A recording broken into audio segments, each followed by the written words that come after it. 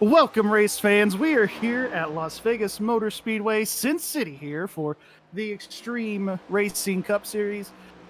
Here for race number 3 tonight on the season. My name is Gary Wells. I've got my partner here in the booth, AJ Coppola. Joshua Medlock tonight is on the cameras as he's feeling a little bit under the weather. AJ, we're here in Sin City. We're here at one of the fastest mile and a halves on the circuit. Pretty cool racetrack here tonight as far as the temperatures go. What have you noticed so far in your observations and practice? What I've noticed in my observations as we see a car cutting through the infield grass, that high lane can cause you to be a little loose in 1 and 2, and coming out of turn 4, heading towards the tri-oval, you can end up being a little loose as you're trying to take the dog leg. But yeah, really cool temperatures for a Las Vegas night. It's going to be interesting. Gary, what you looking at on the track?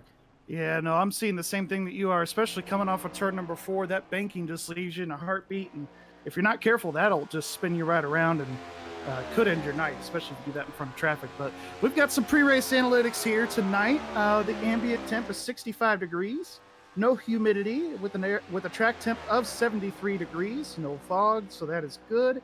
130 laps here tonight, 195 miles. These guys get 3 tire sets. And something new and extreme this season, they're rolling with a 100% fuel load and open setups. We're going to see this pit road window be about anywhere from 50 to 60 laps, depending on who you ask on pit road here. And we've also got a 60 mile an hour pace speed with that 50 mile an hour pit road speed. And AJ, pretty much everywhere we go, it's 45, but here they get an extra 5 miles an hour.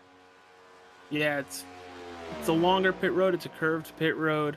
You actually had it backwards. Pit road speed is 50, 60 for pace, but yeah, I said it backwards, but I said it correctly.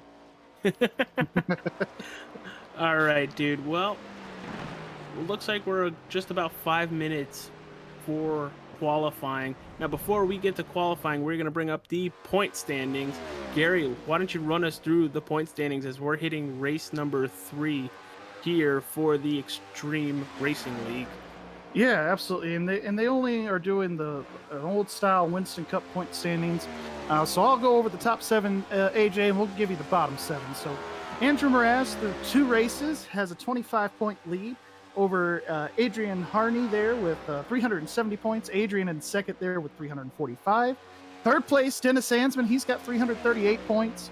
In fourth place, we've got Tim Taylor up 5 spots from the last race at Auto Club. He's got 314 points.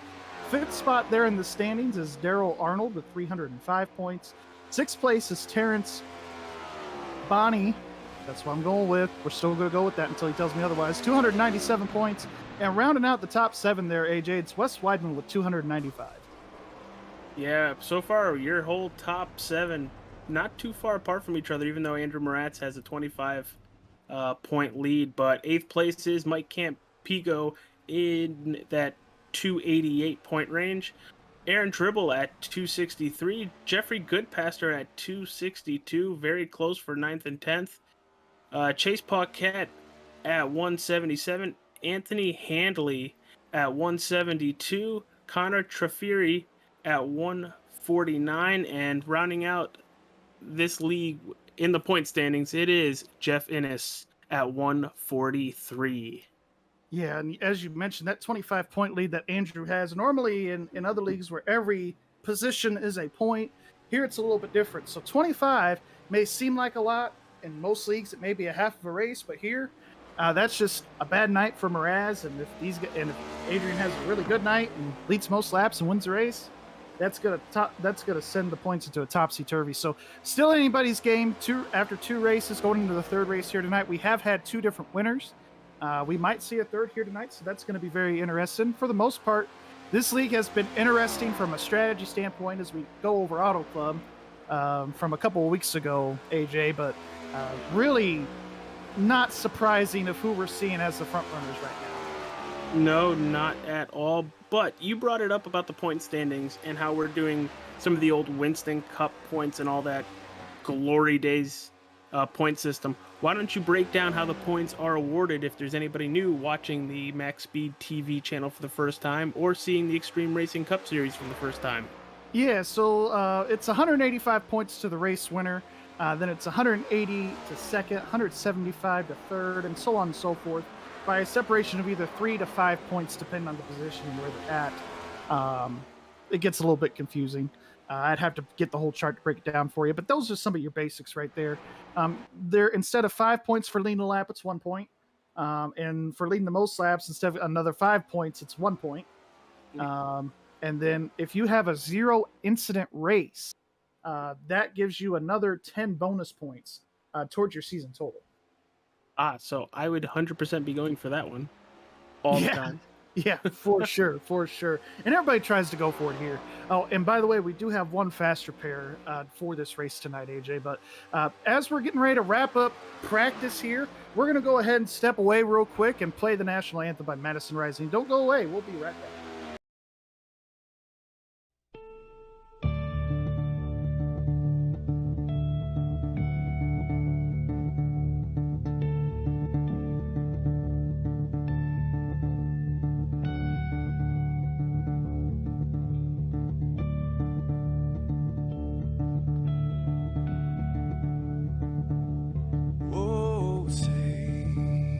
Can you see by the dawn's early light what so proudly we hailed at the twilight's last gleaming, whose broad stripes and bright stars through the perilous fights, oh, the ramparts we watched were so gallantly streaming, and the rocket trainless, the bombs bursting in air, gave proof through the night that our flag was still there.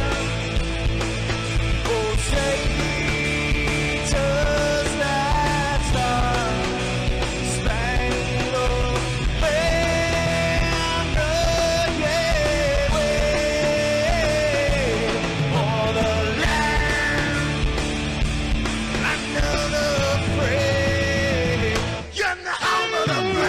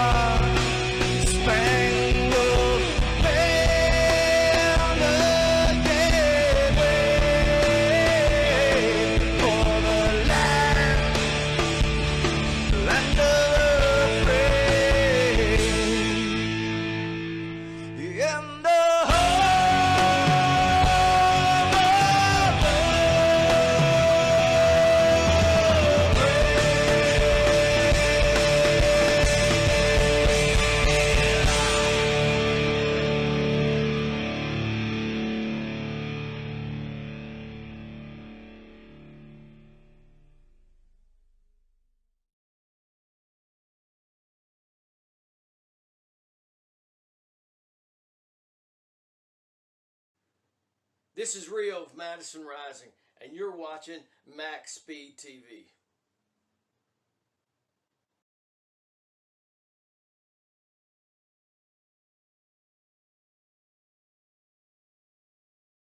And welcome back, ladies and gentlemen. That was a great national anthem by Madison Rising. And I just want to give a shout out to our sponsors for this league, ICONN Racing. They do a lot of a lot of stuff for the sim racing world and sim rigs and that kind of thing. And also to our very own AJ Coppola's Nerds Doing Nerd Things podcast. They bring out an episode every Friday. It's actually pretty fun to listen to. Even if you're not into the nerd stuff, they are hilarious. So I highly recommend checking them out. They are available on all major podcast platforms. Yeah, Well- we just had our Sonic the Hedgehog episode come out today, so yeah, go give it a listen. Give it a listen, give it a like, all the things. Sure, yeah. They don't talk about weather, but but we are underway with qualifying. Qualifying's a little over halfway over. Most everybody has laid down a qualifying time. It looks like we've got Terrence out on track at this point, and not Dennis. So this looks like to be the last qualifier. Terrence getting ready to complete lap number 1, and so far, AJ, Andrew is on the provisional pole. He is by almost a tenth of a second, but we're looking at Terrence Bonney right now. How important is qualifying at Las Vegas Motor Speedway? I know there's 11 drivers on the track that are going to grid for this event, but is qualifying that important for a 130 lap race? I would say for a 130 lap race, no, but I will tell you, to get off to a good start here, you definitely want to be starting up into that top 5. But the draft, it seems like here, man, it plays a really key factor. And if 2 cars are side by side and you're third all by yourself in line, you can get a big run off the 2 cars in front of you, and that could cause some really exciting racing. Then the driver either has to lift, or we would see some 3 wide. And if Medlock could actually talk, he would go nuts over the 3 wide here tonight. And we're going to see them use every piece of this racetrack, AJ. It's going to be a pretty wild race. Now, do you think they're going to use every piece of this racetrack right off the get-go? Because if I'm myself racing, I'm going where the tires feel the best. And that's just how I normally run. And I would love to see people, 3, 4 wide on a restart. We've seen it in real life. Didn't really end well, but they don't have to pay for these cars. we'll definitely see it. And they do get that one faster pair, AJ, but it's going to be interesting. Coming off of turn 4, at the very least, we're going to see these guys 3, 4 wide. I think we're going to see it early on in this event. Well, AJ, we've got cars on the grid here getting ready to start this thing. Why don't you start out with our top 5? Our top 5 for the evening here at Las Vegas Motor Speedway. Andrew Moratz gets the pole, and outside pole, it is Jim Thorndike. Thorndike? Yeah, you said it right. Did I say that name? Good. You Good. said it correctly. Good job. I'm practicing. On the second row, it is Mike Campigo and Daryl Arnold. And in that 5th slot, it is Jeffrey Goodpaster. And in 6th place here tonight, we've got Anthony handling that number 88 Kyle Tate voiceover machine. 7th place, we've got Adrian Harney there in his number 45 Toyota. In 8th place, we've got Tim the Toolman Taylor in that number 11 Snap-on Chevrolet. In 9th, we've got Terrence Bonney there in the number 23 Toyota. Starting in 10th, if he ever grids, it's going to be Aaron Tribble. And rounding out the field shotgun style, it's going to be that number 3 of Dennis Ansman. Just want to throw this out there. Thank you for Andrew Moratz and Mike Campigo. Let's see what Handley's running. Well, Handley and Mike Campigo are kind of running the same scheme, but at least Andrew Moratz, we can tell the difference. Yeah, absolutely. And I tell you what, this black and gold car on the front row, that, as a team owner, being a little bit biased here, and I will be biased here because Medlock can't say anything, that is a very, very good looking car. So I like the whiteout schemes. I very much like the whiteout scheme. yes, and the whiteout is very nice too. It is, for sure. Well, So, you could say something? Go ahead. well, He could say something to us. He can't say anything to Oh, them. yeah, that's right. That's right. That's right. His voice is So, messed up. with just about a half a lap to go before we go green tonight, what driver are you looking for? I know you're saying you might be a little biased, which, in all honesty, I could very much be as well. But who are you looking to really shine tonight? Honestly, in race trim practice, it seemed like outside of the 4 car, it seemed like the 24 was pretty quick, and also the 11 at Tim Taylor. I know Tim didn't get the greatest qualifying effort in, but he always seems to race really well, and we will definitely find him in the top 5 before we know it here. But it looks like here the pace car is getting ready to make the safe dive off the pit road. Can't say I blame him. And we are getting ready to get this race underway, heading into the restart zone, waiting on that green flag. And we're going to do an original here. She bangs, she bangs, she bang. And we're racing here at Las Vegas. Sorry, y'all. I couldn't do the boogity, boogity, boogity. I couldn't do it without my voice cracking, so I figured that was the next best thing. Andrew Mraz getting a really good jump over the 13 or 59, whatever he is. Jim Thorndike there, side by side for third. And AJ, they're playing it pretty calm right now. They are. Here comes Mike Campigo to the inside of Daryl Arnold. We're going to see if that pass can be completed by turn 4. It is not. And it looks like Campigo's just going to fall in. Yeah, he's going to fall back to 4th there with that pass that Daryl had. Now, with this outside line, AJ, we've noticed in the short run, these first 3 to 5 laps, as these tires are coming up to 10, that high side can work, but after a while, it does tend to snap a little bit loose, especially on the entry into turn number 1. So don't be surprised if late in the race, if we see some of these guys running this middle to high lane, especially in 3 and 4, because it could really make or break your lap time. Yeah, we were talking to a couple drivers early in their practice session. Won't give names away, but they're very close to Garry. But they were having issues fighting a loose race car on those worn tires in that high lane. They were trying to figure it out for these long runs that we could see tonight. We're literally just going to have to find out and see if we can get a long run and see if they can keep those vehicles underneath them. Yeah, right here, it's really going to play a big key. Vegas, it doesn't seem to matter what the track temperature is or what the grip level is. This track is really aged. It's become more of an Atlanta-style racetrack where this track really eats the tires. It can be pretty abrasive. We're going to see these guys looking for grip all night long. It seems like with the Kyle Tate vehicles, they seem to be more favoring the low line after a long run. But we could see some guys have some options of going to the top. So Anthony Hanley making a pass on Mike Campigo. Yeah, making that pass there. Looks like Mike is going to fall back to that 5th position. And so far, Anthony has gained 2 spots, and he's kind of like me, AJ. He's one of those guys where he really likes to just pace himself. He's not going to really push the car. He's going to push the car as hard as he can in qualifying. But as far as the race pace goes, he's more of a methodical racer, and he's just going to make his way up to the front over that first run of the race. And then usually once he gets to the top 5, he can stay there. So we see Mike get really loose right there off of turn number 4, and he's going to fall even further back. So he's really going to have to watch his tires and especially the temp there, because if you get loose any more times like that, you're going to lose it, and you're not going to be able to save it. So because that can really burn up that rear tire. Very much thought he lost it there. Good job to just save it and not clip any of that grass. Keeping a clean car is one of the battles you're going to have, especially when you get loose. Yeah, but clean air here, AJ, is king. I mean, look at Mraz here. He's already off to a 2.5 lead with that clean air. Oh, well, over a 2-second lead now. Oh, so he's getting loose in that high lane. I just clicked over to him. He's struggling. Yeah, he is starting to get a little bit loose in that high lane. So I wouldn't be surprised if we see AJ change his line a little bit, as we do have a battle for second here between the 6 and the 59. Looks like not much of a battle, but very big issue with Daryl Arnold. Yep. Yeah, very loose coming out of turn 2. Yeah, and that's going to be a king here, man. It's going to be a tricky spot. The exit of 2 and 4, that banking it wipes out from underneath you while you're still turning, depending on which lane you're in the corner. So it's going to be really hard for these guys to keep it straight, I think. Oh, we got a car in the wall. Big crash. Oh, it looks like the 24, Mike Campigio.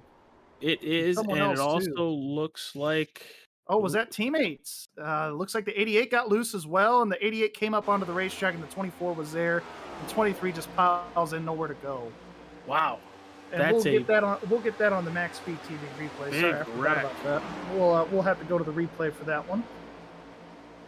But very, very big wreck. They're coming here through turns 3 and 4 right now. I'm seeing on the broadcast here. And, we will see that 24. The 3 gets around him here at the start-finish line.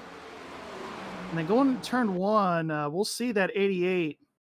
Eventually, There he just breaks loose there about the middle of turn 1. And he does save it. To his credit, he does save it with a little bit of help from the apron. But then him and the 24 get together. I don't know if that was netcode, but that was a very hard hit for that 24. I mean, That basically doesn't straight into look the like a wall. lot of net code. That just looks like him trying to keep the car going straight. Yeah, and keep the car going using- straight. And he was trying to avoid Hanley there at the last second, but couldn't quite get it done. Because with this car, AJ, I mean, you try to get on these brakes, and the brakes really aren't that great, but you can't really turn once you hit the brakes. The car wants to go to the left. So trying to go back right as you're hitting the brakes, it's very hard to do. And we've seen 3 torn up race cars now. Good thing these guys get a fast repair, but it's tough to see. Well, they do get a fast repair, but very unfortunate for that 24 of Mike Campigo. He had to jump the pit road. The car was dead on the backstretch. Yeah, the car was dead on the backstretch. It looks like he had a tow, but hey, he still gets his fast repair. This is a long race, so if we get another couple cautions, he could definitely be making his way back up to the front. But looks like we have a couple of takers on pit road here. We've got Jim Thorndike that came in. I want to say also the 45, I believe, of Harney came into the pits. Yes, he did. He had some very minimal damage that he probably just wanted fixed. I don't know if he used the fast repair, but he was involved in that ever so slightly. Yeah, absolutely. Well, let's talk to a driver here. We got a little bit of time before the restart, so we'll pull up Andrew Mraz. Why not? Mraz, Gary in the booth. You got a copy? I do, Gary. How are you doing? Well, we're doing pretty good up here. Lap 10 here. We're under yellow. We saw you get loose a couple of times there on the high side going into 1 here before the caution came out. Talk about your first 10 laps so far. Car's loose, but I always like loose. Loose is fast, and clean air is good, but right now the car is a little too loose for what I want, but it's kind of too early to pit, so yeah.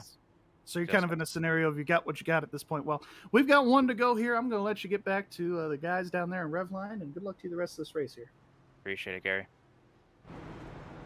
Now that Gary is hopefully a non-commentator jinx. We have this thing here, AJ, at MaxspeedTV. Oh, I'm aware. Anytime that Medlock pulls anybody into the booth, they end up wrecking. So I'm hoping that I am not the next Joshua Medlock, okay, causing the broadcaster curse. I would still just blame Metlock. It's always fun to blame Medlock. Always fun to blame him. Well, the lights are off on this pace car, AJ. We'll let you go ahead and take it for the restart here. All right, well, we are going into turn number 3. You're going to see that pace car take that left-handed turn down pit road. Andrew Moratz, Jeffrey Goodpaster. Jeffrey Goodpaster up 3 positions, sitting in that second spot. It's going to be a very interesting restart. Can Andrew Moratz get to that lead he had early on? But with how fast Tim Taylor is running through this field along with Goodpaster, here we go. Moratz with an excellent launch. As he crosses the start-finish line, he's already a half a second faster than the field. Yeah, he got a really good jump on that restart on the loud pedal, really before the word go.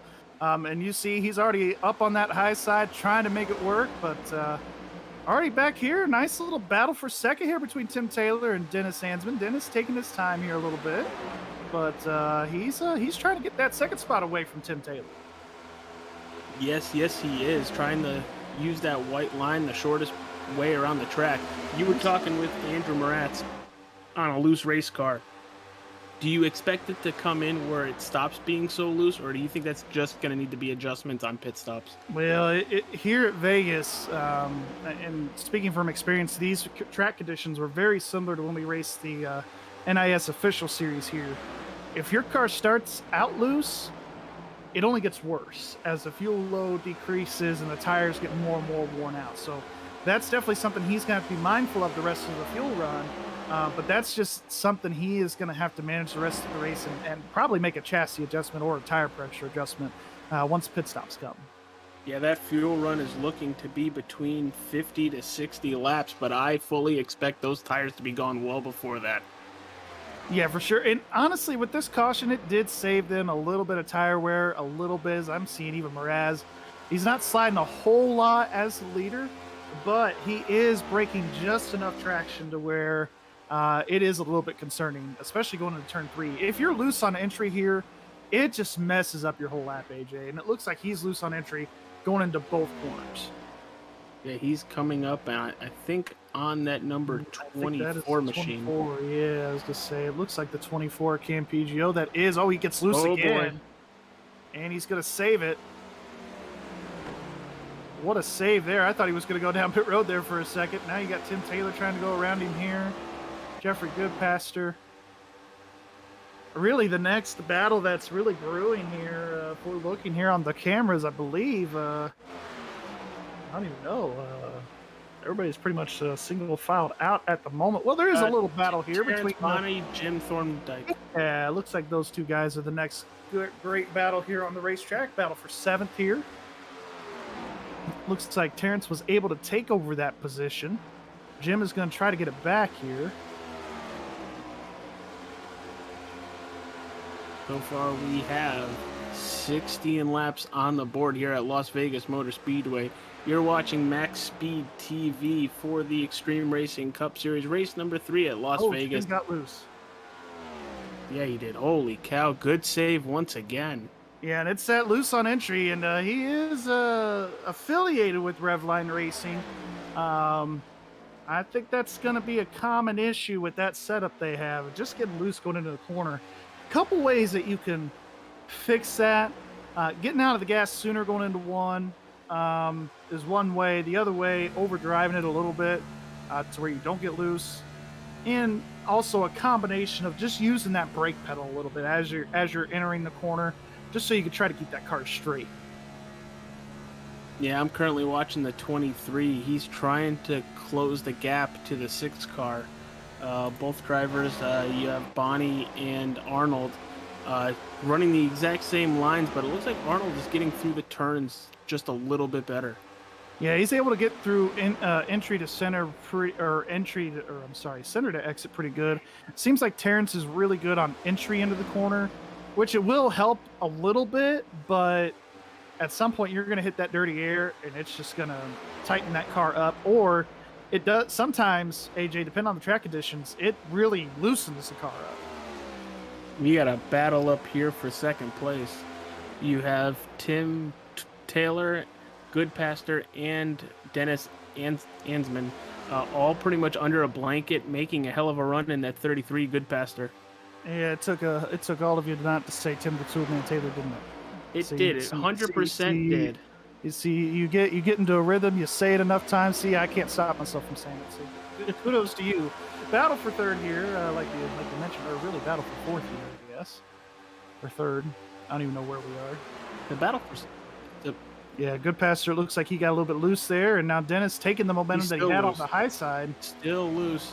Yeah, still now loose. once you light up those tires just a little bit, you need a good couple laps to cool them back down, or you're still going to remain loose. Yeah, and it really pisses off those rear tires once you get loose a little bit. Here comes Dennis, though, down to the inside of Tim Taylor here. He's going to be able to make it stick. We haven't really seen anybody run the low line a whole lot. Dennis, one of the few guys that's able to get that done. He's going to take the 2nd spot away. Now, I'm not even live. I apologize, everybody. I was just on that number 3 car, and he is letting off just a little bit sooner and letting it roll for just a little bit longer, and then getting right back in the gas. And I think that is one of the big reasons he's able to turn that bottom very well. Yeah. Here you've got to be really disciplined to run the bottom, like you said. It's almost kind of like what they said in Atlanta a few years ago with Harvicking. You let out early, let the car roll down to the bottom. You don't want to drive it down there because that also eats your tires. And then just rolling back into the gas as quickly as you can. The quicker you can get back into the gas, the better off you're going to be down these straightaways. Yeah, and he is closing in on that number 4 of Andrew Moratz. Yeah, he's already about 1.1 seconds of the gap there between first and second, and he's trying to close that in a little bit.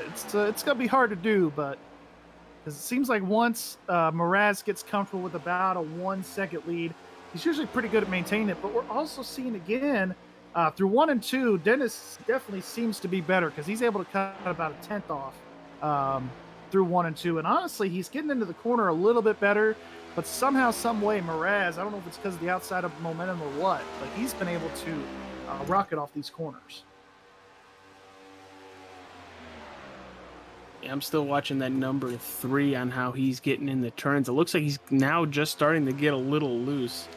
But yeah, so that's something he'll have to change, especially with 1 and 2. You can't run the inside forever down there because it does. There are some bumps down there, so it could upset the car pretty good. So he's going to have to possibly change his lineup just a little bit to get around those bumps. So we'll probably see him move up to the middle lane, I would imagine. So far, so good. You have Dennis Arnold and Bonnie battling once again on track, side by side, coming off at turn 4 and heading back to the line. Yeah, drag race here down to the start-finish line. Looks like Terrence is going to get that position just barely over Darrell. And going to slide right up in front of him, take that middle lane away, and use it to his advantage. Job. I'm gonna put some dirty air on his car there. Slide job. That's my best Dale Jr. impression. Pretty good. Can't even lie. Can't even lie about that one. So far, so good. Having a lot of fun up in the booth with my good friends Gary Wells and Joshua Metlock on the cameras. You're watching MaxspeedTV, and Andrew Moratz is now trying to find a line to help himself not be so loose, as you see him very loose coming out of turn 4 as we're getting some cloud cover. Yeah, we're getting some cloud cover here, and that's only going to raise the grip level a little bit. But even at times, AJ, with the cloud cover, it magnifies the issues that you're having with the car. So if you're loose and you get cloud cover, it seems like with Las Vegas, you're going to get looser. And that's what seems to be happening with Mraz here a little bit. And as we've seen, Dennis, he has cut this lead methodically down to within a half second now. So before you know it, that 3 car, I know that Medlock loves to jinx him. But, just on that last lap, Mraz got loose about 4 times. There's one. It seems like entry and exit. He could turn through the corner pretty good, but he's constantly having to chase that car. As you see him on the exit of 2 there, he's chasing that car all over the racetrack. He's swatting bees in that car. He only went to that bottom lane because he sees that number 3 using that bottom lane to his advantage. So he's trying to take the run away from the 3, but I don't think that's going to be enough. Dennis still coming. Yeah, Dennis is still coming. I think you're going to see Dennis probably even try to make the pass. He's going to try and maybe move his lane, but here comes Mraz. He's going to go back to the top, hoping the top works. That was a better turn 1 for him. That was a better turn 1 for him. He still is like right on that ragged edge, and it's a razor's edge in these cars. I cannot tell you with the rack and steering pinion, the steering's different. The independent suspension, the back end, it is just so different than the Gen 6 car. These guys are still having to constantly adjust. We got pit stops. Oh, we got trouble. 24 got loose again. No caution, though. Yeah. Yeah, it looks like Mike, or Jim, rather, is coming down pit road. He pitted under the last caution, too, so he doesn't have very many... Going into turn number 3. He doesn't have very many sets left, as we do have a battle for the lead here. Who's going to win? I think Dennis is going to prevail in this, AJ. I really do. Virtual shower. Now, here's the thing. Mraz, yes, he's been loose several times through this run, probably more than several times. But how hard is Dennis pushing in that number 3? Honestly, when your car feels really good here at Auto Club, AJ, I really don't feel like you're pushing the car that much at all.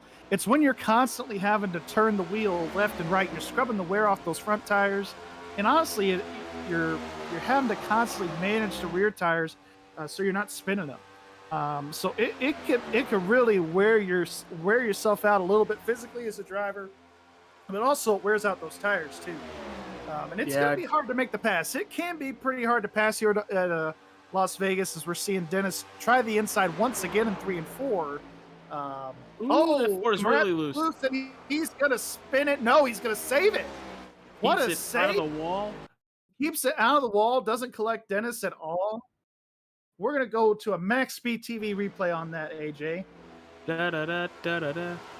And that was a heck of a save there by that 4 car. But we're gonna see the battle again, coming off of turn number 4, the previous lap. AJ right there in his tire tracks, just seems to be following him all the way around this racetrack. We're going to see Moraz go to the wall here. Oh, no, this is when he goes to the bottom. They both go to the bottom here in 1 and 2 this time. This is where the 3 gets the hell of a run down the backstretch. Just because he's able to just let that car roll on the bottom. He's able to keep that momentum. And then here coming down to turn number 3, they're side by side. Moraz is out of the throttle. I guarantee you, right when he picks up the throttle, it's right there when he gets loose. Then he knows he's loose. He's grabbing a couple of gears, putting the clutch in, keeps it out of the outside wall, and keeps on rolling. That's pretty impressive. Do you think that was all aero, or because I would think having that 3 car right underneath you, probably taking some of the aero away, had a little part to do all that. It had a little part to do with that. It was a little bit of aero. We've noticed that with this next gen car. If you have somebody to your inside, the outside car gets loose. We've never seen that before. Normally it's the opposite. But Well, I brought it up just to throw it out there. Yeah, no, I mean it's facts. I mean we've seen it at Auto Club a couple of times, and really all over iRacing we've seen it in the official lobbies. But also on top of that too, Moraz was just very, very bad loose that whole run, and that time it was just one of those times, that 1 time out of 10, that he couldn't save it that time. Yeah, and we talked to him. We're fully aware of how loose he is because he said it right on stream with Garry and myself, but he was just waiting out for either a later caution or green flag pit stops. And once he makes that adjustment, I fully expect that number 4 to regain positions, if not just time. But you got Daryl Arnold on pit road. Yeah, Daryl Arnold on pit road. We're seeing these guys take a little bit of an early approach to this. And this is what I was also thinking of, AJ, in the back of my mind. I know we gave that 50 to 60 lap fuel window here for Vegas, but really you could see these guys, try to short pit it a little bit, take that tire advantage, so to speak, because you take tires here, I mean, you really do gain a second or 2 from old tires to new tires. Looks to be about a 1.5 seconds. Yeah, so that's definitely going to be something we'll have to keep our eyes on here throughout the rest of the Daryl Arnold, unfortunately, is taking it to the hauler. Oh, he said bye. Well, bye-bye. Bye, Daryl. And so has Aaron. Aaron has also disconnected. They're in trouble. That's unfortunate because they were actually running relatively well. No, they were running pretty good there. I don't know what happened. I mean, we have seen storms. Medlock loves to talk about rain all the time, but you never know. I mean, it is virtual racing, so something could have happened where maybe a storm came through and knocked out their internet, or maybe they had to go do something. Who knows? Got Jeffrey Goodpaster coming to pit road this time by in that number 33 Busch light beer machine. Yep, he's coming down to the pit lane here. He's got a lot of front end damage on that 33.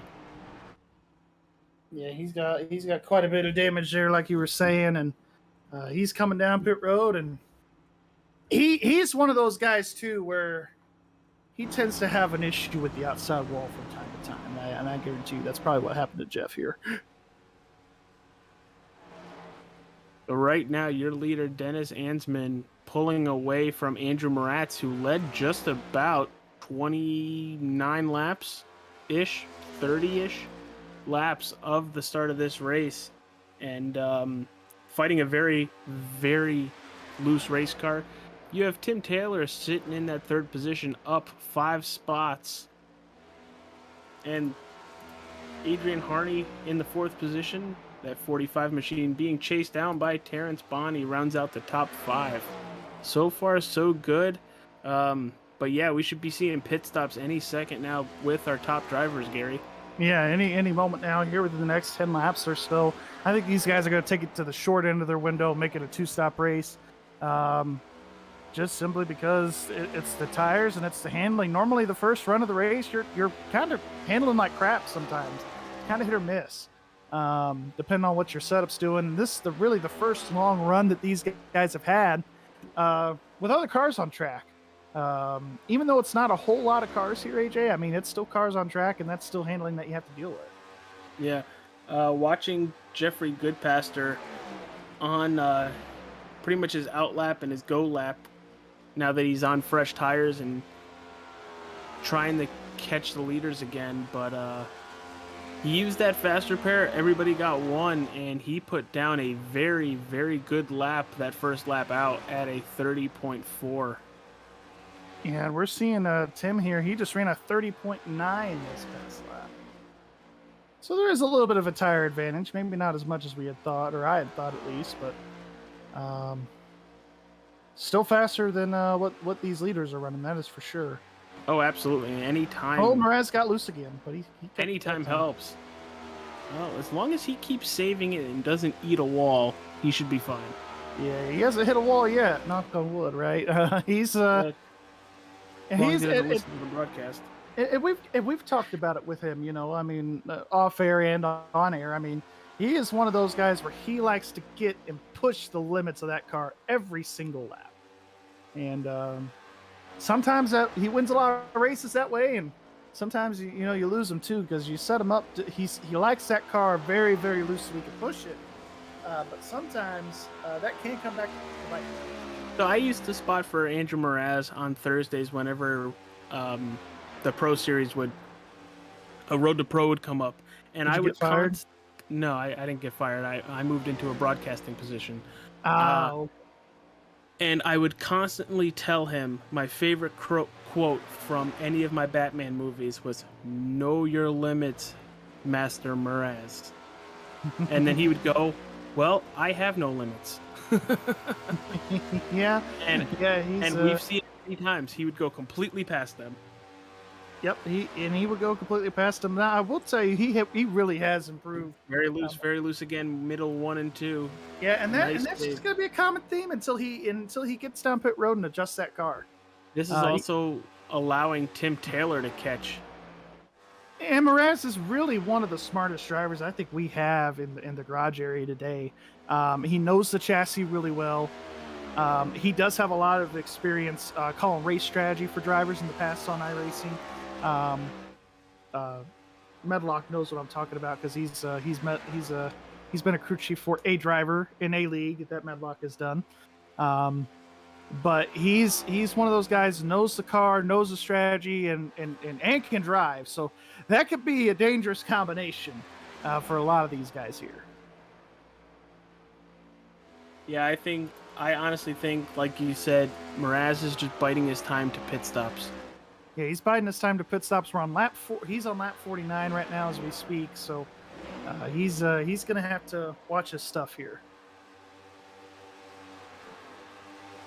But look at Dennis, up 10 spots, currently sitting P1. Started shotgun on this field, man. He didn't bother qualifying. He knew exactly what he had. Yeah, he knew exactly what he had, and honestly,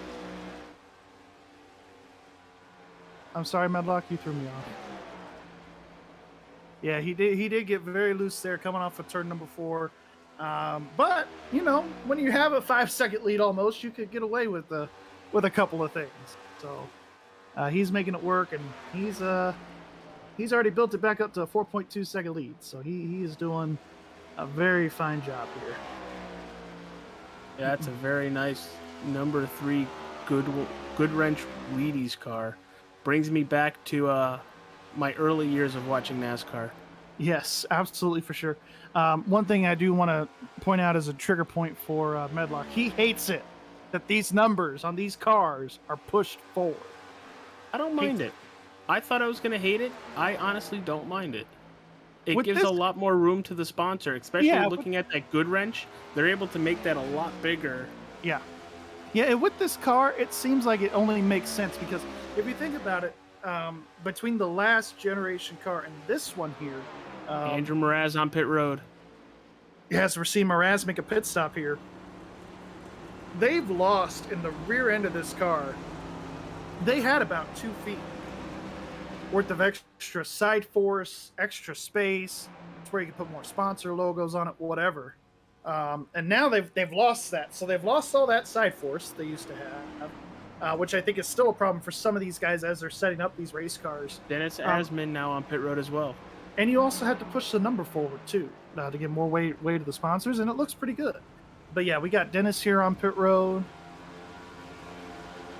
Tim Taylor as well. On pit road. I think everybody's pitted here. Adrian is Harney's gonna take a lap lead. Yep, he's going to take a lap lead. He is in the lead right here. 43 laps on this set of tires.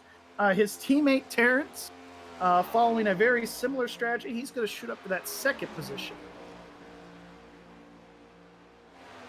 Yeah, these guys are teammates, and if you notice anything, AJ, what does that remind you of? 45 and 23. What is that? You think they're 2311 Racing fans? I would think so. And for some reason, think so. I'm looking at that 45 car. I keep wanting to say it says Hulkamania on the side. I couldn't tell what it said, so I can't really see it. It doesn't say Hulkamania. I think it says Human Racing. Oh, well, there you go. I was thinking Adam Petty. Funny story behind that. We'll get to that later in the broadcast. But yeah, Adrian out here repping that number 45 really well, leading another lap here. These guys are going to stretch it to the end of their fuel run. These guys do this every week. We saw them do this at Auto Club, AJ, where these two cars, they were very strict on the one-stop strategy. They lived and died by it, and it ended up working out for a couple of them. They ended up finishing second and fifth or something. So they ran pretty good at Auto Club with that kind of strategy. Yeah, they put on a hell of a show. Especially on my channel, they put on a hell of a show. Yeah, they did really good. Unfortunately, I know Medlock, he had his internet issues there a couple weeks back. He was getting new internet and couldn't quite make it for the race. He was close, but he couldn't quite make it. 45 really loose. Yeah, 45 going to be... This is at the point of the run, AJ. They have been on this set of tires for 46, 47 laps. So yeah, they last pit on lap 9 and 8 respectively. And yeah, so they are at the fuel load is at its lightest, the handling's at its worst. This is where you think you were loose before. You're going to be really loose now. Yeah, hold my beer. Where they're at. Yeah, pretty much. We thought Mraz was loose. Look at these two guys. I mean, I'm seeing the 45. Him turning right more than he is turning left right now. Yeah, I was just watching his hands on the steering wheel in the middle of 1 and 2, and if he needed any wood sawing being done, that would have done it. That would have done it. We're gonna have to go to a cockpit view there, Medlock, of that 45 machine as he's approaching the start finish line here and going into turn number 1. 9100 RPM and this is the one. Yeah, this is the one time. It happens every time, man. We see them get loose, and then we go on board, and it looks like they're perfectly fine. There's a little bit of a sawing going on, but not to what I saw a lap ago. Yeah, not to what we're seeing going back to the right. I mean, he is going back to the right a little bit, but it's not all the way back to the right like we saw a couple of laps ago. But he's able to keep that wheel turn to the left. As long as you're doing that, you're going to be just fine. But, like we said, at this portion of the run, you're almost keeping that wheel, as Dale Earnhardt used to say, at a neutral position. Pretty much straight. Are you surprised they're redlining? No, not really. I mean, with the gearing here, I mean, you do have options for gearing, but here it's pretty common at the end of the straightaways to be getting up into that 9,000, 9,100 RPM range. And we have seen in the past with like the Gen 6 car, we've seen these guys get even higher than that. They were screaming hauling down into turn 1. We've seen them get up into the 92, 9,300 RPM ranges. We see Adrian again, still sawing that wheel. Here comes the 11 of Tim Taylor, gonna try to push that 45 into turn 3. I was wondering why he got loose. It makes sense. He's got the number 11 all over his back bumper, and here he comes to take his lead lap back. That's Adrian and Terrence both needed a caution once everybody pitted. Yeah, they to didn't literally get it. even the playing fields there, and they did not get it. But hey, this might help them in the long run. You know, running maybe one less pit stop. Yeah, because now we're going to see them when their fuel does run out here in a couple of laps. They're going to come back. They're going to come down pit road, and they are going to have about 15, 20 lap fresher tires than everybody else. So we're seeing Jim Thorndike once again around Tim just get crazy loose coming off the turn. But Jim able to hold on to it here. If our 2 leaders can make it to lap 66, they could theoretically do it on one more stop. Well, honestly, they could probably make it to the end of the race. I mean, we are approaching halfway. Just on this one stop that they would have to make is what I meant. Oh, I see what you're saying. I got you. They'd make this whole race one stop race. Yeah, I mean, if they can go to lap 65, coming to 66, yeah, they're definitely gonna be able to do it. So they have to go 2 or 3 more laps, which it's possible. Honestly, I'd push it even further. Oh, Jim Thorndike getting loose again. Yeehaw. He got dead sideways. Did he hit the wall? I No, don't he think didn't hit so. the wall, but he's gonna fall another lap down to our leader. I would gladly take another lap down than wrecking the car. Absolutely. Yeah, Jim is on the edge for sure. Him and Mike have been struggling all night with the setup. Yeah, look at that. And we're seeing him getting very, very loose there on that replay, and He's just crossing the line now. This happened in the middle of 1 and 2. yeah, so we're gonna see it coming down to 1. That's kind of been the struggle spot, and right there, right where the car is unloading, and he A little bit of definitely tire smoke smoked that. there. Yeah, a little bit of tire smoke there, a little bit of right rear tire smoke, and did a hell of a job saving that car. Can I say that here? Oh well, I said it anyway. What are you gonna do? Fire me? Well, we are Very well, halfway. left the chat. Right, we are halfway this time. Let's go ahead, pay some bills. We're under green. Let's go side by side, Medlock, and throw it to our commercial break.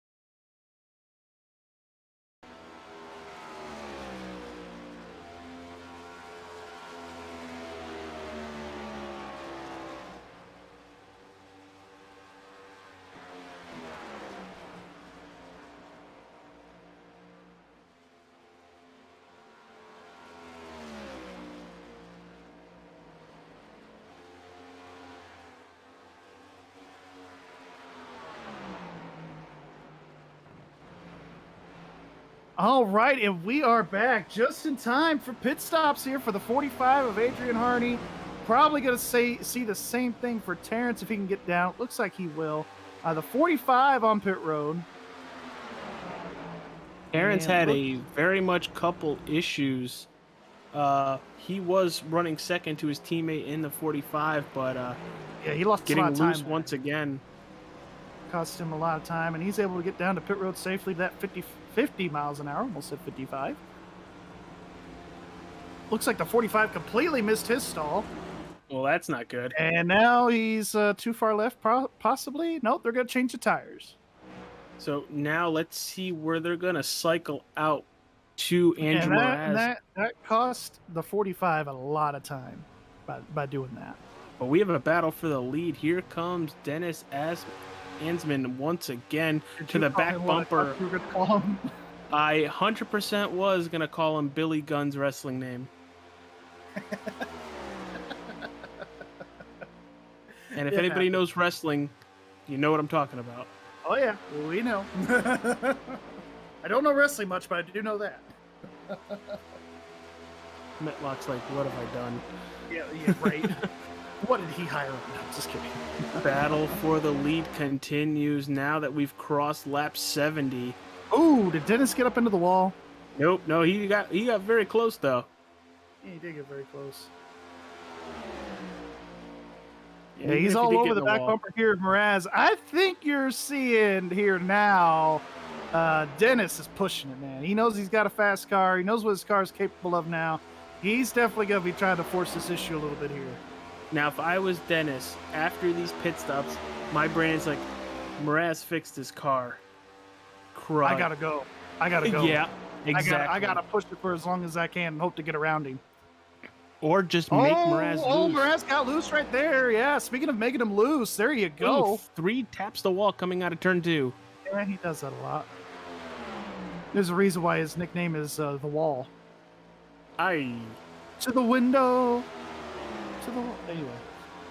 He's going to get us in trouble. The Dennis Hansman Straight at Las Vegas. Oh, man. We kid because we care. We love Dennis. He puts on a really good league for these guys and a great place to race. He's loose again off of turn number 2, but he's kept it in it. Here he comes to the inside of the 4 of Andrew Mraz. He said, Side loose, by side. I'll show you loose and make a pass for the lead, but Mraz does have the run coming off the outside. They are going to be even heading towards the line. And he was kind of pinching there at the exit of turn number 4. He's going to have this run, taking a little bit of side force there, pulling him back. Did that just enough to take the lead at the line. Here they come into turn 1 side by side again. And it's a good advantage for Mraz because he's able to keep that wheel open a little bit, not having to pinch off as much as you're seeing Ansman. He's having to pinch that wheel just a little bit and try to keep it on that white line a little bit longer than he wants to. Yeah, not losing a lot of time to the 4 of Maratz, but still using that side draft and pinching the number 3 is allowing Andrew to hold on to that top spot. Yeah, and it's allowing him to hold on to that top spot. We got more tire smoke here. Yeah, I saw that. Oh, it's the 33. Oh, and he came up in front of the leaders. 33 of Jeffrey Goodpaster, currently Yeah, sitting he in was that the one with the 7th tire spot. smoke there. And hell of a save, though, by the 33. Not allowed to say that. I feel like I You've pushed- already asked that. I know I did. Yeah, where's the bleep button? Right. Well, I could say things a lot worse. I can up the ante. Nope, please don't. Oh. Please don't. I'm broadcasting with you. I don't want to be canceled as well by association. Right, for sure. But I just want to point this out. There is currently 8 Free cars. drivers on track running this race. There's only 3 of them on the lead lap, and in a matter of, I don't know, 15 to Half a lap. 20 laps, might only have 2 cars on the lead lap. Yeah, and this is where the setup gang here. It gets pretty dicey. This you really is start where to see who Las has the Vegas best setup. Finest needs to throw a spike strip in the middle of 1 and 2, I mean, or just right in front of the leaders. Throw a mystery debris caution. Dennis! There's a squirrel on the backstretch. There is a squirrel. There's a wolf. Oh, Yeah, God. we've seen a lot of crazy stuff. Do you ever remember when practice used to be 3 hours long? Back in the day, before the pandemic, they would actually have to stop practice for coyotes and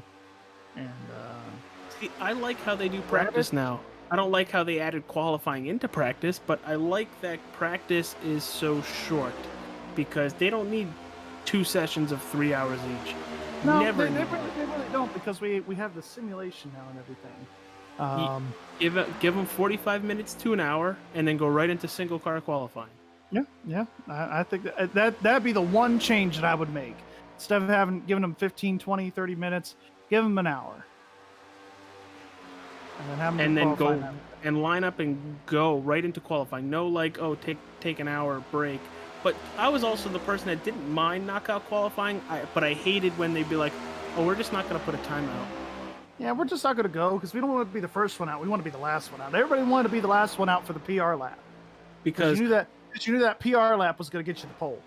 because I thought when I was going to the New Hampshire races every year, sometimes twice a year when they had the Las Vegas date before Las Vegas got it, knockout qualifying at New Hampshire was so much fun and so cool.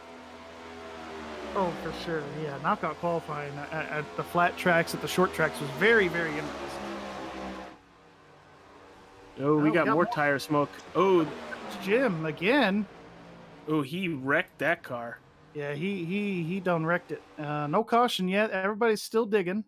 He was off the racetrack. He's on the racetrack, and it looks like Looking he's gonna go back at down the apron. replay right now, going really slow, and that looks like the backstretch. That Yeah, it is the looks like the backstretch. So we backstretch got a of the little previous time lap. before that, for us to get there. Got a long Go on. way to go. In a short. here he comes, he almost loose in spun 3 and loose 4. in 3 there. He almost spun it there too. And as he's going to cross the start-finish line, he's going to come down to the apron, and that's where he's really going to lose it. And that could really upset your car. If you're at that transition from the banking on the front Oh, stretch to the God. apron, yeah, he hit the wall a ton there. But that transition right there, you have to pick one or the other. You can't do both. You can't be halfway, because if you're halfway, you're going to spin the car out. Now, So I don't know if I've told this one or the story other. with Garry on MaxspeedTV being it's our first time here, but I know I've said it in a lot of on my streams. I physically hurt my wrist one race because I had my force feedback up too high, and I get turned into a wall going 200 miles an hour. Yeah, I never heard that story. Yeah, that wasn't is the fun. thing. That is the thing. We have seen people sprain wrists, break wrists, having the force feedback too high, and they get into a wall and they don't brace themselves. I mean, we've seen, And even you the don't NASCAR notice it guys until now- something like that happens. Yeah, and that's why you see some of these real life guys, especially the IndyCar guys and the NASCAR guys. Yellow now, as we got flag out, caution. yellow flag out. Jim Thorndike crashes again off of pit road. Oh man, Jim is just not having a good night, is he? Yep. He's spun again. Let's go take a look at the MaxspeedTV replay and see what happened. Not much to see here. He's getting tires, like you said. And he in this car, AJ, you get up into first gear and you hit the gas. Sometimes those tires, they don't stick like they should, and you spin, and that's what happened to Jim right there. So what I normally do, and it might just be me, is I'm in first gear. I slam on that gas and immediately upshift. Oh yeah. That's what I do as well. You do a little bit of short shifting, especially when you're exiting pit road. That way you have a little bit of traction when you get off of the pit lane.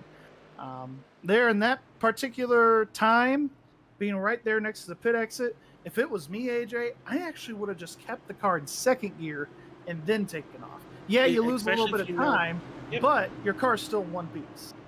So on 34 lap tires, here comes the field. Well, Looks at like least, at least the Adrian lead lap Harney is cars. going to get his lap back. Yeah, Adrian Harney's going to get a lap back. We're probably going to see Terrence get a lap back too. These guys are probably going to stay out and take a wave. And wouldn't be surprised if Goodpaster does the same thing. What did the 23 do? Yeah, he also stayed out. So, just playing devil's advocate here. Do they make it to the end? Oh, they could definitely make it to the end from here.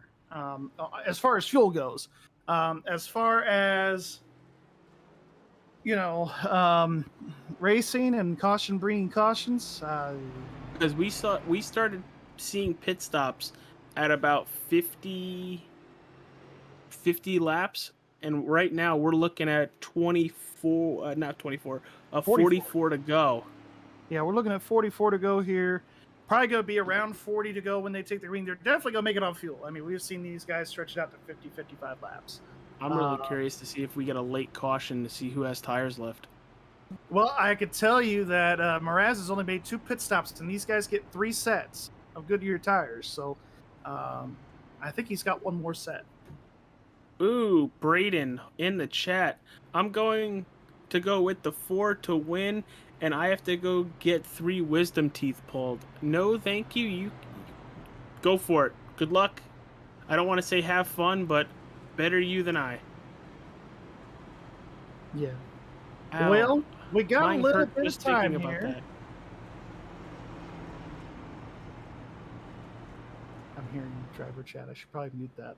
You I probably forgot- should mute I that forgot- because now I you're forgot that now you're mic was- thinking about that. Well, now that we have a little time here, Gary, what are you thinking? You want to pull someone up for an interview?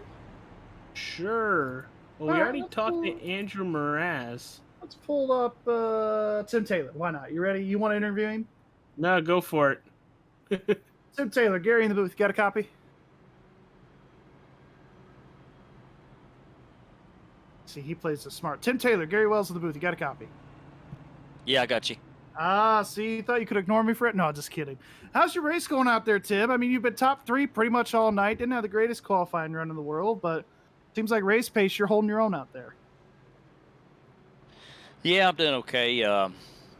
Just trying to make this as uneventful as possible, and so far I've kept it clean. And these 2 guys in front of me here, the 3 and the 4, man, they're pretty quick on the long run. It's going to be hard to hang with those guys. Yeah, it seems like they've been pretty quick all night. Pit strategy, pretty easy for you to come down there and take those tires. We're going to have around 40-ish to go when we go back green. In case of a late race caution, do you think you still have enough tires there behind the pit wall to change them and possibly win the race if you have to? Yeah, I sure do. I've got 1 set left, and I'll use it if we get a caution there close to the end, that's for sure. Yeah, absolutely. Well, good luck to you here the rest of the way, and hopefully we'll be talking to you later on. Yep. Thanks. Appreciate it, guys. No problem. And that's Tim Taylor, everybody. I think I drove him back to the right room. I sure did. Better than Medlock already. See, Medlock can't do that. Oh boy. We love you, Medlock. But we can are hear coming him here ra- to the restart. 1 lap to go. I hear him racking the I can hear him 1 getting for the gun Garry, ready, cleaning it 2 out. for Gary, 3 for Gary, 4 and for then AJ. 1 for AJ. Oh, 1 for AJ. Oh, okay. I see how it is around here. It's okay. It's okay. But no, we're getting ready for this restart here. We are.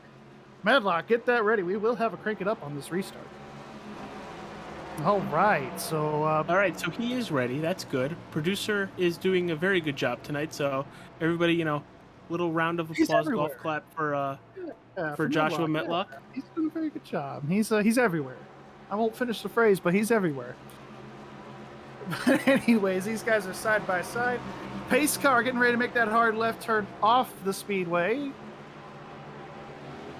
And Mraz already back on the loud pedal. Green flag back in the air. And now it's time to go crank it up.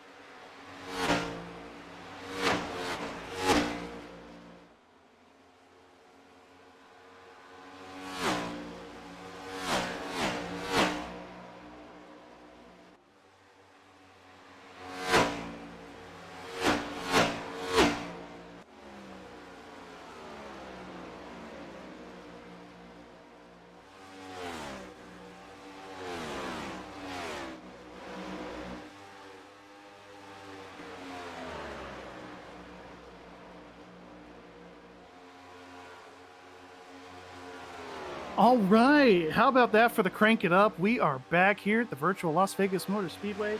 Not much has changed as far as the lead goes. That is Andrew Mraz, your leader.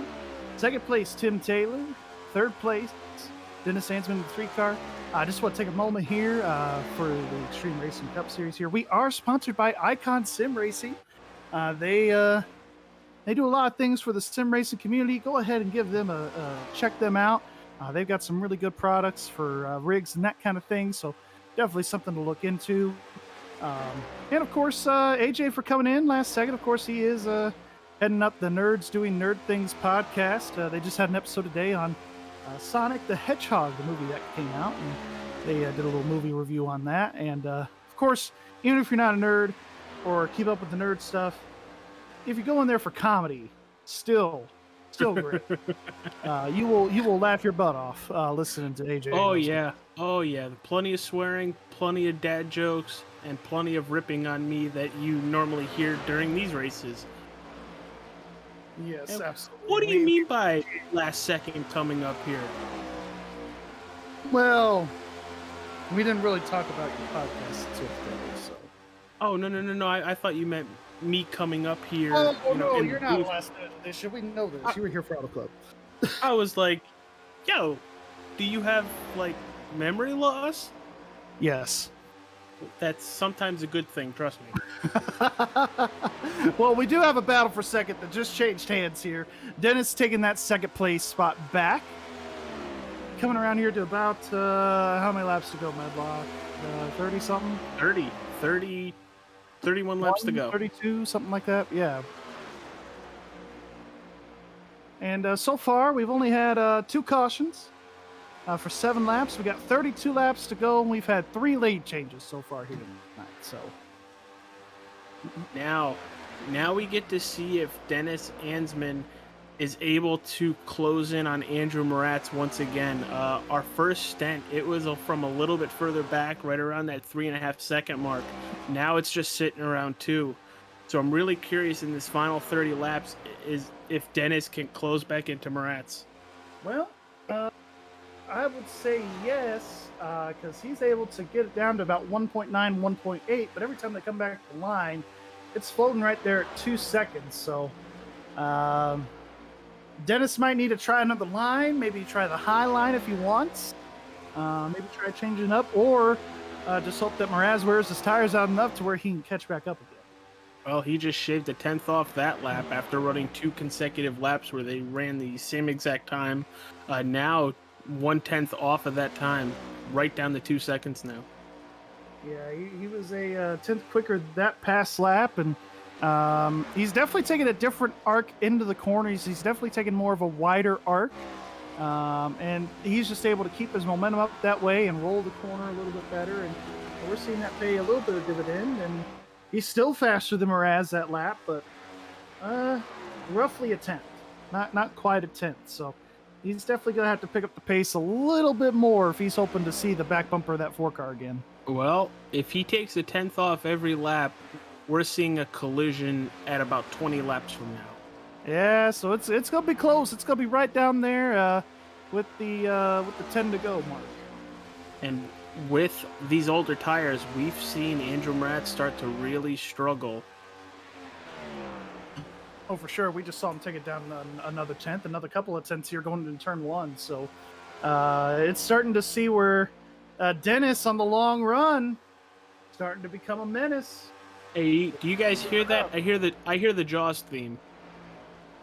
I just You hear hear that? kitty, kitty, kitty, kitty. I wasn't gonna say that just in case, that might be frowned upon with saying kitty kitty, but okay. Now that benchmark is is upon Tony Stewart said, and they played it on broadcast one time. yeah, well, they've also accidentally played a couple bad words on broadcast. That's Tony Stewart. It's just that's expected. There's a reason why they don't go to his card very much. Like Tony Stewart and Steve Burns at Auto Club. I'm a Busty's blank. As Metlock sitting in his chair just went phew. Woo! And Dennis is still reeling it in. Another 10th, a couple of 10ths there that last lap. So while Dennis continues to roll Andrew in, let's go back and look at Tim Taylor and Adrian Harney. That battle seems to be heating up just a little bit here. Yeah, and it's for that last podium spot, AJ. So this is a battle for having an interview with us at the end of the race. I was just going to say that. You literally just took the words right out of my mouth. Who wants to talk to us more, Tim Taylor or Adrian Harney? Well, if I was those two drivers, I'd just give it to the 5th place guy.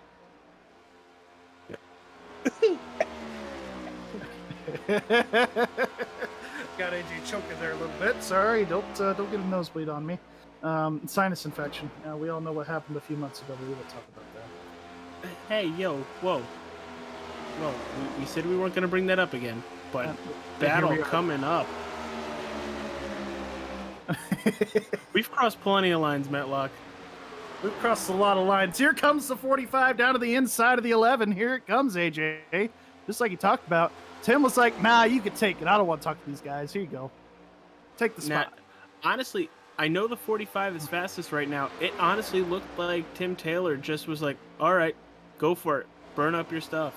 Yeah, no, it definitely can come down to that for sure. You know, he sees that the 45 is fast for now. Lets him goes and take it here. All right. And he's not the fastest car on the lead lap, but between those two, he definitely is. Dennis is still the fastest car out here right now. Dennis is hauling the mail. And once we see about 7/10 between the two, that's where you're going to see a little bit of draft kick in on that backstretch, because I really don't think you're going to pick any up on the front stretch. But once we get to about 7/10 of a second in between both drivers, right now currently sitting at a 2.2. Yeah, currently, now about a second even here between these two. It's definitely going to come into effect, and you know the backstretch draft is going to be a little bit stronger, but that front stretch does help, especially if you guys are running the same exact line. So, but yeah, he's within. He's going to be within a second here at the line, AJ. I think pretty close. Not quite. Still ought to be about a second. The times are evening out just a little bit between Maratz and Ansman. Last lap was a 30.69 for Andrew Maratz, and Dennis Ansman was a 30.65. So pretty close right there. But right now, anything in the positive direction for Dennis has to be a win here. Yeah, it has to be a win here. Now he's within a second. And he's taking a little bit of a higher line. He was about 6 inches higher up on the racetrack in 3 and 4 that last lap. And it did help him a little bit. Yeah, he's now 0.8 of a second back. Ooh, Adrian Harney is now slowly pulling away from Tim Taylor a little bit more than what we saw before. A little bit more than we saw before there. And not much of a battle still, and that's what I love about this track, AJ. You're starting to see the different options that these guys have between the bottom lane, the middle lane, and the top lane. And as we're seeing Mraz, he's gone back down to the bottom quite a bit here in these closing laps. And one thing that's going to be you-know-what here in the closing laps, the sun going into turn number 1 in particular, very blinding for these drivers here. Well, why don't we go check that out on one of the vehicles entering turn number 1 to see how blinding that really is. Well, okay, sorry. Maybe not turn 1. Maybe it's turn 3 I'm thinking of. Sorry, dyslexia kicked in there. Hey, yeah, well, we just talked about that. But I don't think... It might be turn 3, but if you're staring at the front of the car, you're going to be blinded. Yeah, but absolutely. You're watching Andrew Mraz on screen right there in that number 4 machine, just trying to hold the happens bottom. About halfway down it really happens on the front stretch. The way this track is angled, it's kind of at a it's not a polar, east or west direction. It's kind of more of a southwest. So it's really not going to affect these guys as far as the sight lines go. Andrew's putting a lot of wheel into it, trying to keep it on that white inside line. And that car's starting to get tight now. Once you see these guys start to put a lot of wheel into it, that means the car's starting to get tight. And one thing that happens is if you put a lot of wheel into it, because you're tight in the center, you're going to get a snap loose effect off. So that's something Andrew is going to have to be very mindful of in the closing laps of this race. And I know I did miss it. I apologize, Medlock. I don't do this job very often, but we did hit the max speed, 20 to go, but it's now 15 to go once Mraz hits the line. So we'll do a MaxspeedTV 15 to go.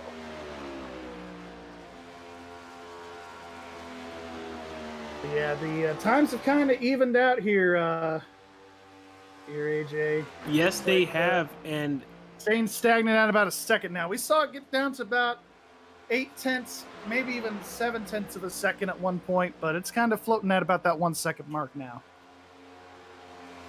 yeah, I'm starting to think that number 3 burned up those Goodyear Eagles. Especially that right front. It's so easy to do here at this racetrack if you're tight. So just want to we're in the last 15 laps. Want to say thank you to everybody watching at home, enjoying the Las Vegas race with us. It's Gary, AJ, and Joshua Metlock in the booth. A lot of fun so far. Right now, Andrew Moratz is your leader and keeping Dennis Ansman about 1.25 seconds back. Yeah, and that last lap, AJ, they ran the exact same lap time. Both ran a 30.725 there. Wow. Yeah, they ran identical lap times, and Mraz was 4 thousandths of a second faster there. This lap with a 30.734 to Dennis's 30.738. So anytime that you're striking even right now, or even just a little quicker if you're Mraz, you will take it. Oh, absolutely. You stalled out, or you withstood that Dennis Ansman run that he had. All you had to do was survive, and he did that, and now he's continued. Ooh, gave up a lot in turn 3 and 4 there. I gave up a lot in turn 3 and 4, and it's getting interesting here. We're gonna have to see how that handling though on the 4 car is.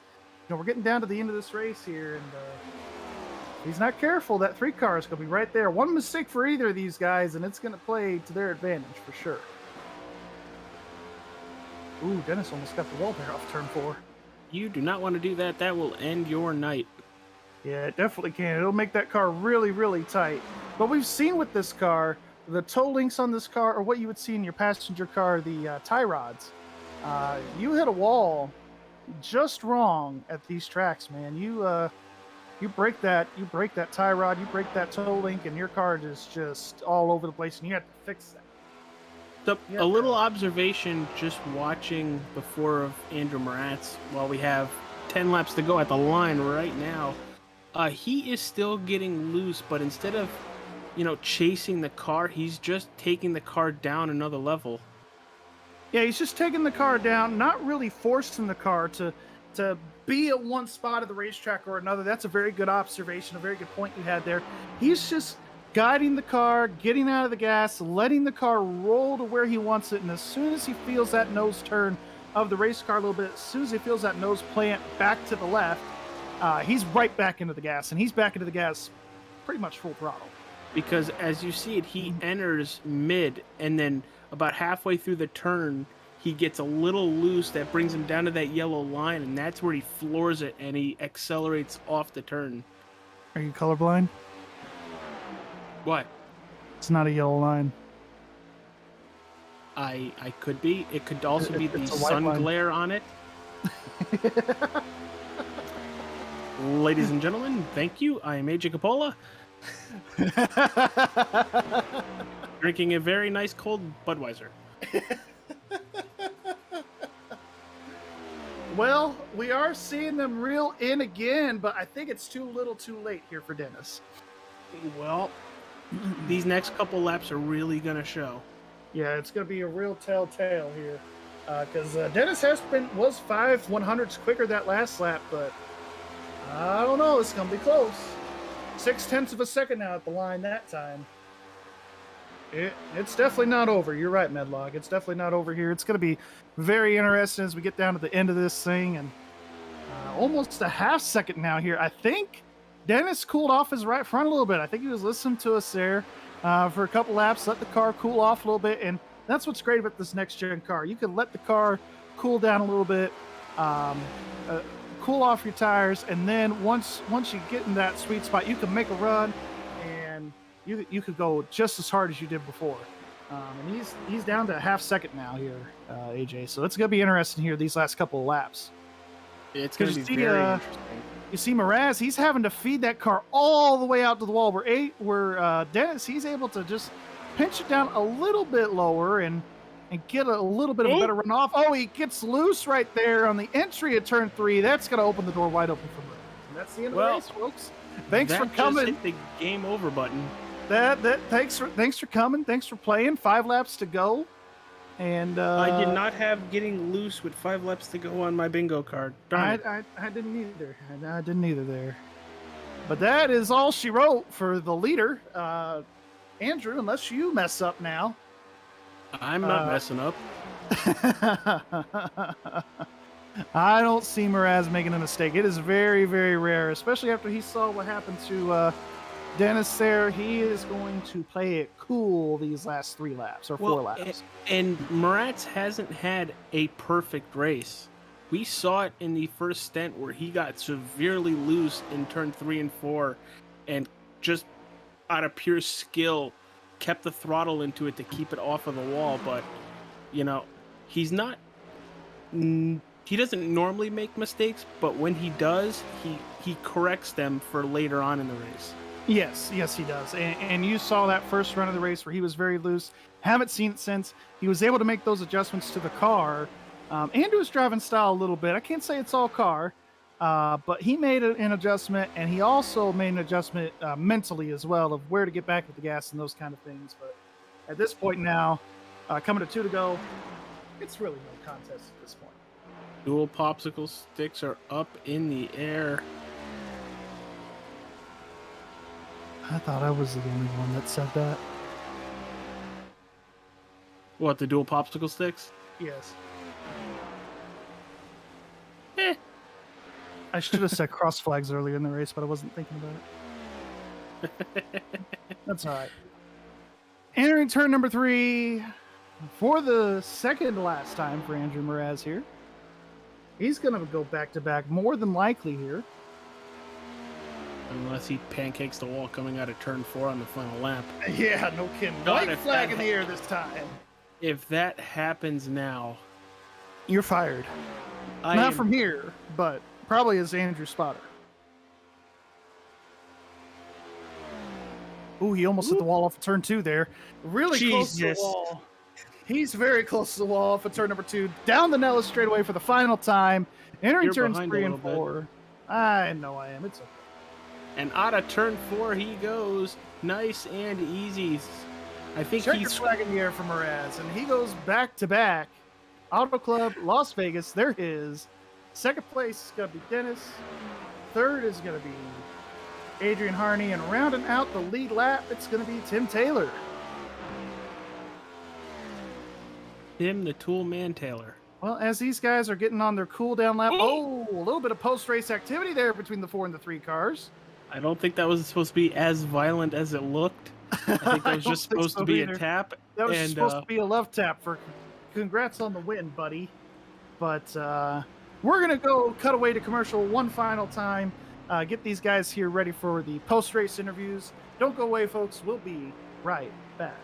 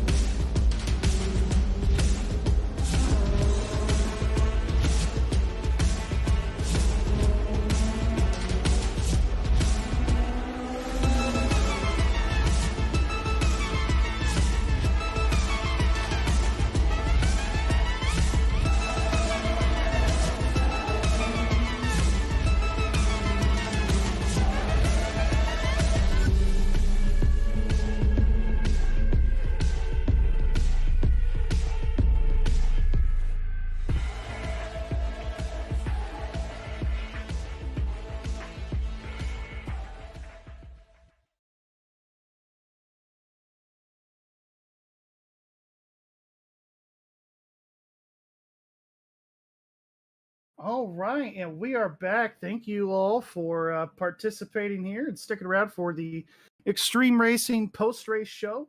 We're moving out on to the post race interviews. We are catching up on pit road with AJ and Adrian. Go ahead, AJ. Adrian Harney with a third place finish tonight. Very strong car on a completely different strategy in the first part of this race. How does it feel to come home third here tonight at Las Vegas Motor Speedway? Definitely satisfied with that. I mean, you got Dennis and Andrew. They had extremely fast cars, but I was hoping for a a fuel type run there, but we came with that caution, and that kind of just punched everybody back up. But definitely hats off to Andrew and Dennis. Yeah, you were on a completely different strategy than the whole field before we got that caution midway through the race. You want to talk to why you ended up running like that? Was that just because on how it fell, or was there a strategy going into this race that you were going to run it long? I definitely wanted to stretch it out as far as I could, as far as fuel. I know a couple guys didn't like those tires as the run was going on, but the setup that me and Terrence had, my teammate Terrence, it just got better, as the run went on. So I don't mind stretching it out. All right, we go off to Phoenix in 2 weeks' time. What kind of momentum does this give you heading out towards the desert? Definitely gives me a lot of momentum. It just puts in my head that, I should be getting top five, from here on out and hoping for some type of playoff push here. All right, dude. Before we let you go and you celebrate a top three finish here tonight, any sponsors on board you'd like to plug? Of course, 800 Racing. You can find that on all the social media networks. Shout out to Terrence, my teammate. My daughter, she's sitting here. She's quieter because she's getting ready to take it down for the night. My wife in the back, my son. That's pretty much it. All right, dude. Once again, congratulations on your third place finish. We will talk to you at Phoenix next week. All right, All right, that moves Garry, us back up to you. second place here with Dennis Ansman. Dennis, you got a copy. Yeah, I don't really want to maybe be interviewed for second spot, but that's Oh, we could just move you. We could just end the interview right here if you want, Kyle Busch. heartbreaker. It's a heartbreaker, man. Absolutely. Well, hey, you and Mraz were definitely the class of the field tonight, it seemed, especially over the course of a long run. Looked like definitely in that first run when Andrew was getting really loose, you were able to lead some laps there for a little bit. Just talk about your race and the constant battle between you and the four the whole night. Yeah, I mean the four really kept me on my toes all night. Really pushing me, striving to be the best driver that I could be. And in return, I was doing the same to him. He mentioned a couple times on the radio throughout the race that I was making him sweat quite a bit. So it was nice to see that competitive nature, but at the same time being teammates, keeping it clean, respectful, not pushing each other too hard or anything like that to put us in danger of ruining one or both of our races. Yeah, absolutely. I mean, you guys definitely put on a couple of good battles there, and I do agree. I think you were definitely making them sweat there a couple of times during the event tonight. But Vegas seemed like you had it pretty good, had it going on. We go to Phoenix here in a couple of weeks. How do you feel about Phoenix as that racetrack? I know last season you had a good run going, then you got wrecked in the final corner of the final lap there. Just talk about Phoenix a little bit. How do you feel about that going here in a couple weeks? I dread that track. I hate that track. But somehow, some way, I always seem to put my best show on. Always running up towards the front. So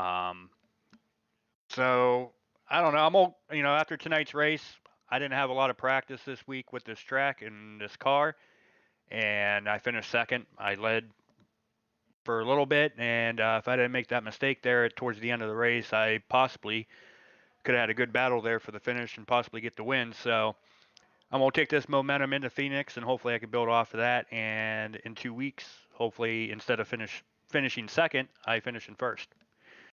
Yeah, for sure. Well, any sponsor plugs or thank yous or shout outs or anything like that you want to give as we let you go drink away your sorrows for second place?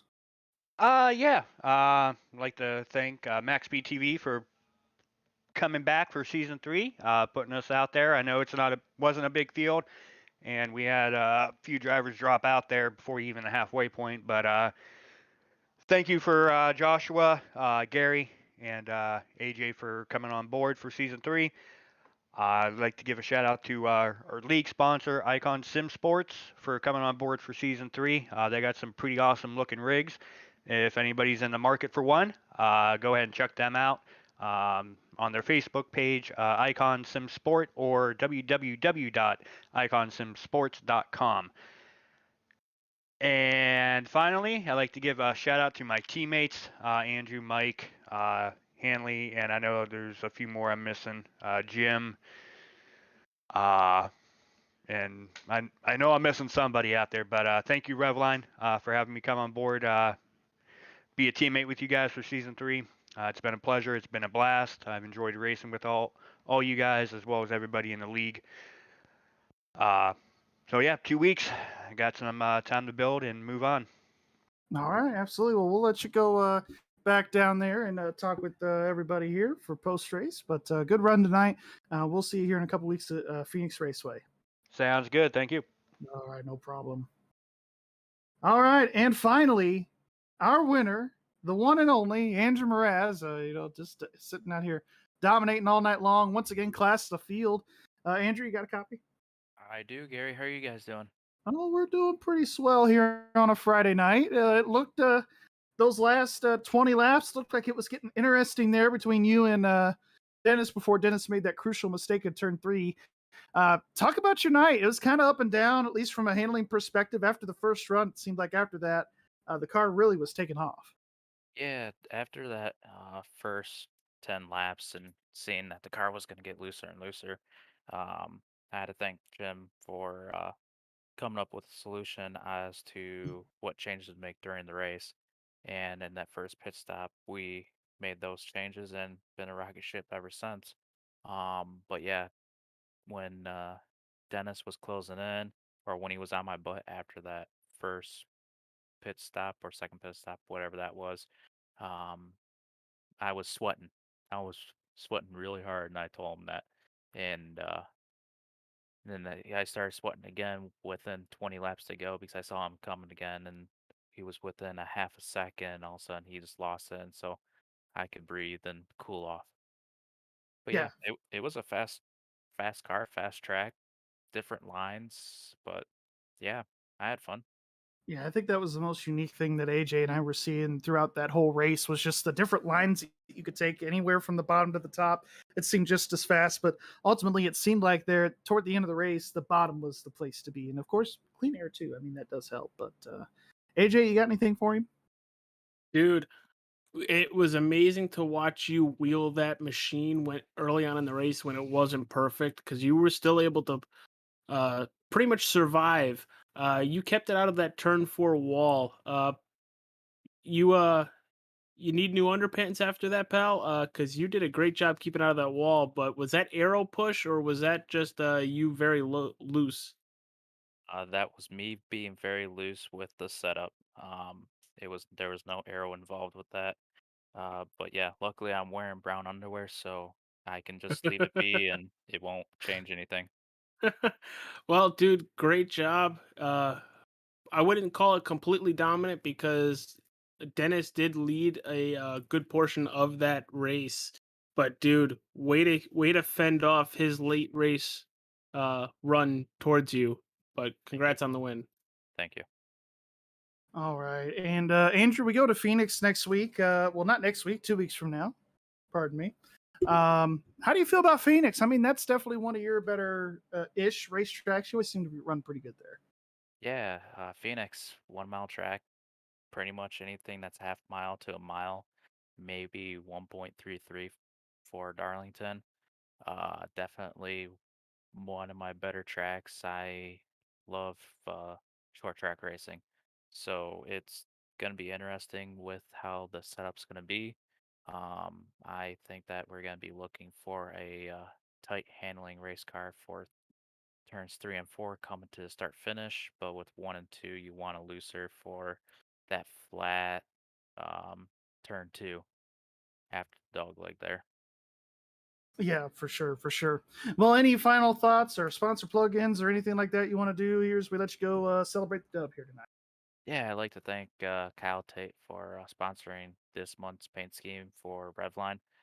We both have a white and black version, and the black version during daytime looks spot on, looks mint. So I'm glad I'm able to bring home a win for him during the daytime with that paint scheme. I'd like to thank my teammates for being pretty kosher and understanding of the situation at hand, and for you guys broadcasting, and for Dennis putting on this league. All right. Well, thank you very much, Andrew, for being a part of it here, and we'll let you go celebrate that win here. All right, thank you. You're welcome. All righty. So that will bring us to our, as Medlock would say, unofficial results, pending any admin paperwork, pushing the paper they got to do here after this race. But tonight, AJ, a pretty event-filled race. We'll go over our unofficial results, sponsored by MaxspeedTV. We'll go over top 5, and then you get the rest.